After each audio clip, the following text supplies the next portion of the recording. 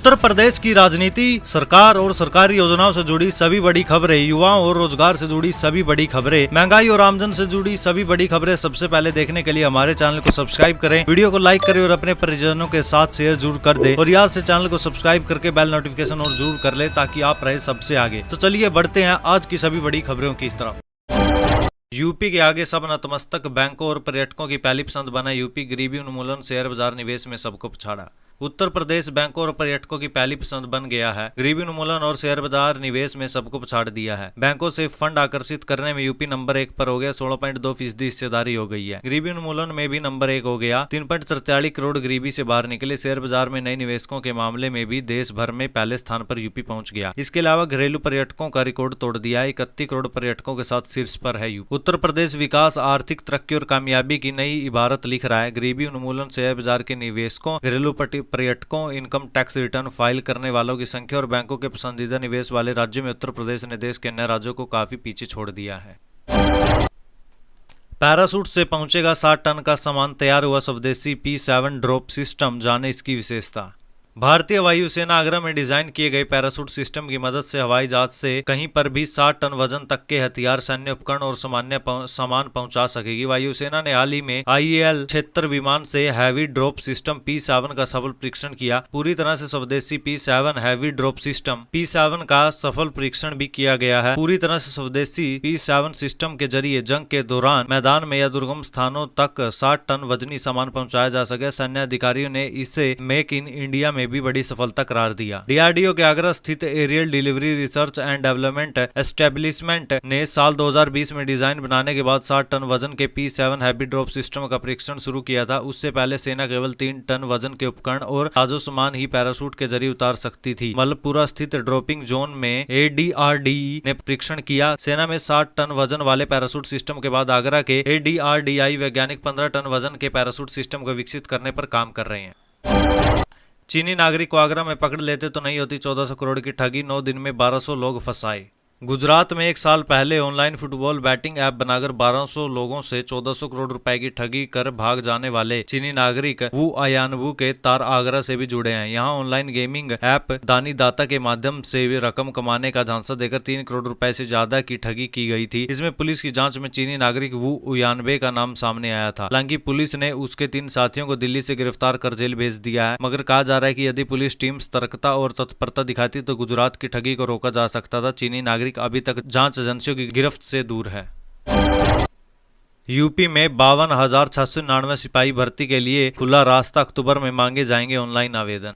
Police भर्ती एवं प्रोन्नति बोर्ड ने आरक्षी, नागरिक पुलिस, PSC, विशेष सुरक्षा बल, फायरमैन और नवगठित महिला वाहिनियों में महिला आरक्षी के समक्ष पदों पर भर्ती के लिए एजेंसी चयन की कार्रवाई शुरू कर दी है। बोर्ड ने 52,699 आरक्षी के पदों पर सीधी भर्ती की परीक्षा और अन्य कार्यों के लिए कार्यदायी संस्थाओं से आशा पत्र आमंत्रित किया है। 25 अगस्त तक कार्यदायी संस्थाओं को बोर्ड में आशा पत्र जमा करना होगा। सबसे बेहतर प्रस्ताव देने वाली संस्था को सीधी भर्ती कराने का कार्य सौंपा जाएगा। सूत्रों के मुताबिक कार्यदायी संस्था के चयन के बाद अक्टूबर में अभ्यर्थियों से ऑनलाइन आवेदन आमंत्रित करने की तैयारी है। इसमें 20 से 25 लाख अभ्यर्थियों के आवेदन का अनुमान है। बता दें कि 3 वर्ष से प्रदेश पुलिस में करीब 36,000 आरक्षियों की भर्ती की कवायद हो रही थी, लेकिन कार्यदायी संस्थाओं की रुचि न लेने के बार अड़चन आती रही। बीते नवंबर में भी कवायद हुई थी, लेकिन सिर्फ टाटा कंसल्टेंसी सर्विसेज TCS ने ही रुचि दिखाई, जिससे विवादित निरस्ती करनी पड़ी। वहीं DGP मुख्यालय से आरक्षी के पदों पर भर्ती के लिए कुछ अतिरिक्त प्रस्ताव बोर्ड को भेजने से भर्तियों की संख्या बढ़ाकर 52,699 कर दी गई। बोर्ड ने दोबारा कार्यदायी संस्था के चयन की कवायद शुरू की है।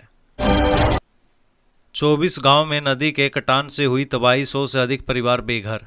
लखीमपुर खीरी जिले में बाढ़ का कहर भले ही न हो, लेकिन कटान कर रही शारदा नदी किसानों को तबाह कर रही है। मौजूदा समय में जिले के 14 गांव ऐसे हैं जहां शारदा नदी कटान कर रही है। इस साल कटान में अब तक 24 गांव प्रभावित हुए। इनमें 23 गांव ऐसे भी हैं जिनमें फसलों सहित भूमि नदी में समा गई। 100 से अधिक परिवार बेघर हो गए। 310 हेक्टेयर कृषि भूमि शारदा में समा गई है। लखीमपुर तहसील के फुलबेहड़ क्षेत्र के अहिराना गाँव में शारदा ने भारी तबाही मचाई। करीब 2 दर्जन घरों को शारदा की तेज धार ने तहस नहस तहस कर दिया। 1 दर्जन ग्रामीण अपना घर अपने ही हाथों से तोड़कर सुरक्षित स्थानों पर पलायन कर गए। गोला तहसील के ब्लॉक बिजुआ में बझेड़ा गांव के बाद अब शारदा नदी टीहा गांव की ओर तेजी से बढ़ रही है। गांव तक का सफर तय करते करते करीब 175 एकड़ भूमि शारदा में समा गई। कटान अभी जारी है। उधर धोरहरा तहसील के समदहा गांव में भी शारदा नदी तेजी से कटान कर रही है।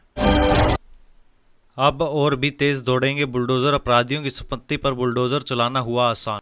प्रदेश में अपराधियों की संपत्ति को जब्त करने के लिए केवल एक मुकदमा होना पर्याप्त होगा। उच्चतम न्यायालय और उच्च न्यायालय के निर्देशों के बाद किसी भी अपराधी के खिलाफ यदि केवल एक मुकदमा दर्ज है तो भी उस पर उप गिरोहबंद एवं समाज विरोधी क्रियाकलाप अधिनियम के तहत कार्रवाई की जा सके। बता दें कि इस अधिनियम के तहत पुलिस अधिकारियों की संपत्तियों को जब्त कर सकती है। अपराध के जरिए अर्जित इन संपत्तियों पर बुलडोजर भी चलाया जा सकता है। अब गाड़ियों में आगे पीछे जाति सूचक शब्द लिखवाना पड़ेगा भारी, शासन ने तय किया जुर्माना। वाहनों पर जाति सूचक शब्द लिखवाना अब भारी पड़ेगा। मुख्यमंत्री के निर्देश पर परिवहन विभाग अभियान चलाकर ऐसे वाहनों पर कार्रवाई करेगा। 5,000 रुपए का जुर्माना किया जाएगा तथा रोंब गांठने पर गाड़ी तक सीज की जा सकेगी। लखनऊ में अब तक ऐसे 41 वाहनों पर कार्रवाई हो चुकी है। दरअसल प्रदेश के मुख्यमंत्री योगी आदित्यनाथ ने वाहनों पर जाति सूचक शब्दों को लेकर हाल ही में सख्त निर्देश दिए हैं। इसके बाद अब परिवहन विभाग और यातायात पुलिस जाति सूचक शब्द लिखे वाहनों पर कार्रवाई की तैयारी में लगी है। भारत सरकार की ओर से प्रदेश सरकार को साल 2020 में कार्रवाई के लिए पत्र भेजा गया था। यूपी में अब हर मेडिकल कॉलेज में होगी कैंसर यूनिट। सस्ता होगा इलाज, नहीं लगाने होंगे दूसरे शहरों के चक्कर। प्रदेश के हर मेडिकल कॉलेज में कैंसर यूनिट स्थापित की जाएगी। यहाँ मरीजों की स्क्रीनिंग, उपचार और जांच की सुविधा मिलेगी। पैथोलॉजी और माइक्रोबायोलॉजी लैब का उच्चीकरण भी होगा। ये व्यवस्था चरणबद्ध तरीके से लागू की जाएगी। इससे मरीजों को पहले एवं दूसरे चरण में ही चिन्हित किया जा सके। गंभीर मरीजों को समय से चिकित्सा संस्थानों से में रेफर कर उनकी जान बचाई जा सकेगी। अभी KGMU, SGPGI, लोहिया संस्थान और Kalyan Singh super specialist cancer संस्थान में कैंसर के उपचार एवं अत्याधुनिक तरीके की जांच और सिंकाई की सुविधा है। कुछ राजकीय मेडिकल कॉलेजों में भी स्क्रीनिंग और जांच शुरू की गई है। शनिवार को राजकीय मेडिकल कॉलेज कन्नौज में 220 बेड का कैंसर अस्पताल भी शुरू किया गया। अब हर मेडिकल कॉलेज में कैंसर यूनिट स्थापित करने की तैयारी है। इसके लिए चिकित्सा शिक्षा विभाग ने प्रस्ताव तैयार किया है। इन यूनिटों को जांच और उपचार से जुड़े विभागों के विशेषज्ञों को मिलाकर बनाया जाएगा। अखिलेश यादव बोले, जब से चुनाव लड़ रहा हूं लगातार बढ़ा है सपा का वोट, बीजेपी को हराना एकमात्र प्राथमिकता।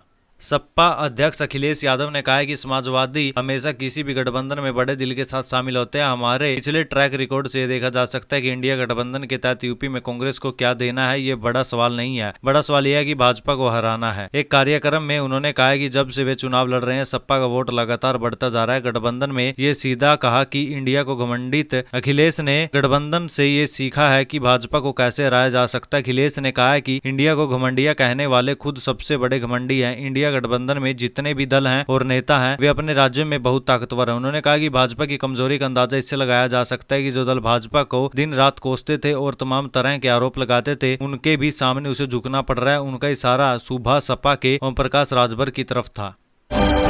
फार्मेसी की बढ़ेगी 12,000 सीटें, 200 से ज्यादा खुलेंगे नए संस्थान, बेहतर हुई रोजगार की संभावनाएं।